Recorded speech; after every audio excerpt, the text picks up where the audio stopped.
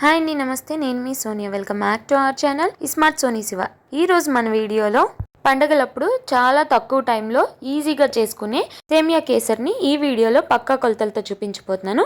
అలాగే హెల్తీ వేలో బెల్లంతో చేసి చూపిస్తున్నాను. చాలా చాలా బాగుంటుంది.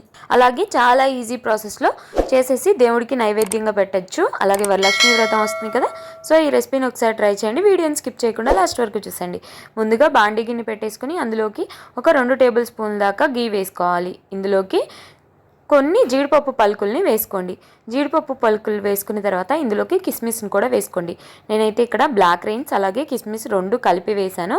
మీ దగ్గర అవైలబుల్ లేకపోతే ఓన్లీ కిస్మిస్ అయితే వేసుకోండి. వేసుకున్న తర్వాత వీటిని అన్నిటిని కూడా చక్కగా గోల్డెన్ బ్రౌన్ కలర్ వచ్చేంత వరకు ఇలా నెయ్యిలో వేయించుకోవాలి. ఇలా వేయించుకున్న తర్వాత ఒక బౌల్లోకి కానీ లేదా ఒక ప్లేట్లోకి కానీ వీటన్నిటిని కూడా తీసుకొని పక్కన పెట్టేసుకోవాలి. ఇలాగ చక్కగా అన్నిటిని తీసుకొని పక్కన పెట్టేసుకున్న తర్వాత ఇప్పుడు ఇదే బాండీ గిన్నెలో సేమియానైతే వేయించుకోవాలి. సో ఇక్కడ చూడండి, ఈ కడాయిలో కొంచెం నెయ్యి ఉంది కదా, ఈ నేతిలోని 1 కప్పు దాకా సేమియాని వేసుకొని వేయించుకోవాలి. మీకు కనుక నెయ్యి లేకపోతే ఒక 1 టేబుల్ స్పూన్ యాడ్ చేసుకోండి. సిమ్లో పెట్టేసుకొని అటు ఇటు కలుపుకుంటూ సేమియాని ఎర్రగా వేయించుకోవాలన్నమాట. ఈ సేమియా వేగేలోపు ఇంకొక బర్నర్ మీద ఒక స్టీల్ గిన్నె పెట్టేసుకోండి. అందులోకి 1 కప్పు సేమియాకి ఒక 3 కప్పుల దాకా నీళ్ళనైతే వేసుకోవాలి. మనం ఏ కప్పుతో అయితే సేమియా తీసుకున్నామో అదే కప్పుతో 3 కప్పుల దాకా నీళ్ళని వేసుకొని ఇలా చక్కగా బాయిల్ చేసుకోవాలి. వాటర్ ఇలా బాయిల్ అవుతున్నప్పుడు వేగుతున్న సేమియాలోకి ఈ మరుగుతున్న నీళ్ళని అయితే వేసేసుకోవాలి. వేసేసుకున్న తర్వాత మీడియం టు సిమ్ అడ్జస్ట్ చేసుకుంటూ చక్కగా కలుపుకుంటూ సేమియాని ఉడికించుకోవాలి.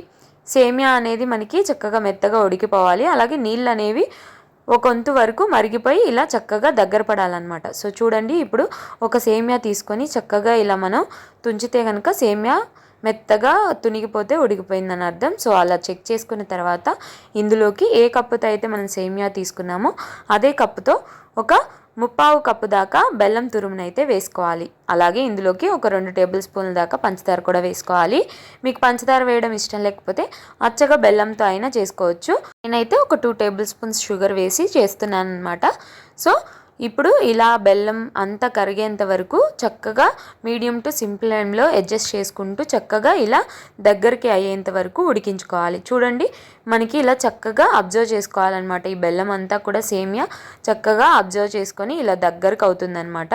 ఇలా దగ్గరకు అయిన తర్వాత ఇందులోకి ఒక 1/2 టీ స్పూన్ దాకా యాలకుల పొడి, అలాగే ఒక 1 టేబుల్ స్పూన్ దాకా నెయ్యి, అలాగే మనం ముందుగా ఫ్రై చేసి పెట్టుకున్నాం కదా డ్రై ఫ్రూట్స్ని, వాటిని కూడా వేసేసుకొని చక్కగా వీటన్నిటిని కూడా కలిసే విధంగా కలిపేసుకోవాలి. చూడండి, మన సేమియా కేసర్ అయితే రెడీ అయిపోయింది.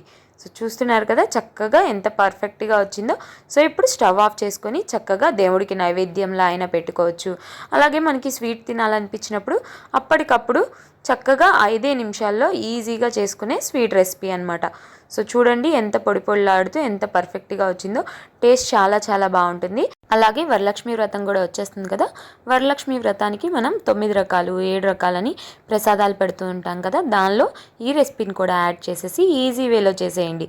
సో చాలా చాలా ఈజీ రెసిపీ కాబట్టి తప్పకుండా మీరు కూడా ట్రై చేసేయండి. మీరు ట్రై చేశాక ఎలా వచ్చిందో మీ ఫీడ్బ్యాక్ని నాతో షేర్ చేసుకోవడం అస్సలు మర్చిపోద్దు. మనం బెల్లం వేస్ట్ చేసాం కాబట్టి హెల్త్కి కూడా చాలా చాలా మంచిది. చాలా ఈజీ ప్రాసెస్లో చేసేసుకోవచ్చు. సో తప్పకుండా ట్రై చేయండి. ఈ వీడియో కనుక నచ్చితే వీడియోని లైక్ చేయండి. మీ ఫ్రెండ్స్ అండ్ ఫ్యామిలీ రిలేటివ్స్కి షేర్ చేయండి. ఇంకా ఇలాంటి ఎన్నో ఈజీ అండ్ హెల్తీ రెసిపీస్ కోసం ఈ స్మార్ట్ సోనీ శివ ఛానల్ని సబ్స్క్రైబ్ చేయండి.